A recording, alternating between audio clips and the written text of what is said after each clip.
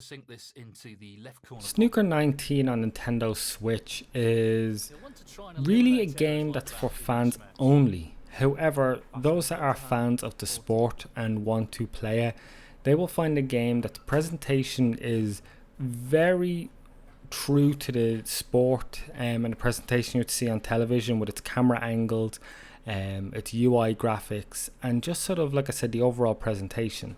However, for those that aren't fans, they will find a game that isn't exactly the most appealing to a lot because of its relatively overpowered AI, as well as a real lack of easing a player or any player into the game itself.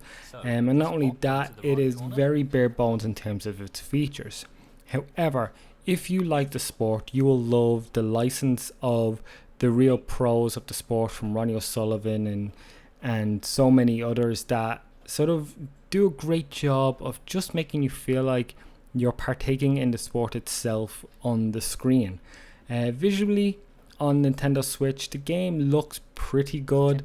There's quite a lot of artifacting. It does the aliasing, I should say, not artifacting. There's a real sense of jagginess to everything, which is a bit unfortunate. However, everything else looks really good. Like the models are okay. Everything does the job well enough. I just kind of wish that the aliasing was a little bit better. But other than that, it does everything you'd want it to do, and on top of with that and the presentation, it does the job perfectly nice. And handheld, it looks really good. Blown up on a TV, you start to see the jaggies a lot more, but it does the job. Where you will really enjoy the game if you're a fan of the sport is the gameplay. It just does not hold back for better and worse.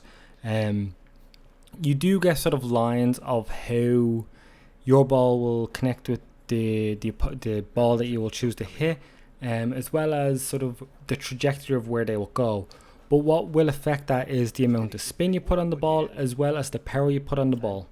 And then you will have a power meter on the left hand side of the screen with sort of this slit in the middle. Should you hit that, it will do exactly as it shows on the screen. However, if you don't do that, it will not. You will in some way do something close to it, which will for the most part lead to a missed shot or not what you intended to do. And this may be frustrating, but what it does is it gives this sense of real satisfaction when you start to get a break going.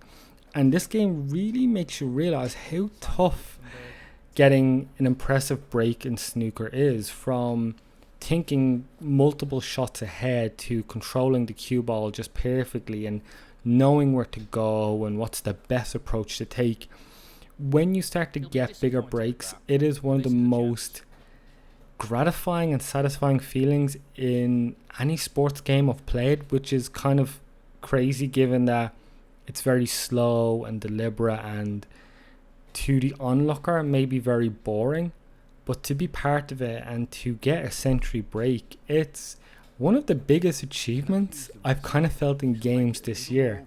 But for people who want an overall like deep experience and not going to find it here, you're not going to get, there's a career mode, but you're not going to get one where you start with an overall rating of 48 with 30 Q control and 25 power, etc., and you've got to level your way up by getting credits like you'd normally see in a lot of career games. Instead, you sort of start from the bottom and you've got to qualify for tournaments, and you'll get better over time. But the sort of the improvement really does come down to you and your gameplay. So it comes down to how much you're willing to analyze your games, the shots you make, what you did wrong, what you did right, what the opponent does, sort of outthinking them. And that's actually really, like I said, it's satisfying. There are some downsides to it. One of the worst things is when you're playing against an AI opponent. When it becomes their turn, you'll get this loading thing saying opponent is thinking, and this can take up to 30 seconds.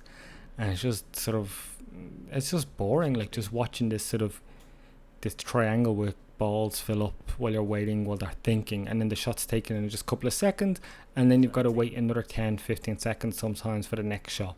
It sort of really does hinder the flow of the gameplay.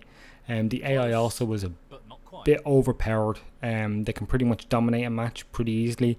I've had matches where I would break and I'd have a decent break. I'd put it down to the cue ball down to the other end of the table, not have many reds open, and it'd somehow just pull off an incredible shot, and that's it, game over. I sit there and watch it all happen over the next 10 or 15 minutes. But other than that, like, it is just one of the more enjoyable games. It's really just for fans though. It lacks, like I said, it lacks modes, it lacks sort of diversity, but for the purest fans, especially on Nintendo Switch, it's pretty much everything you'd want. Well, he's taking it on.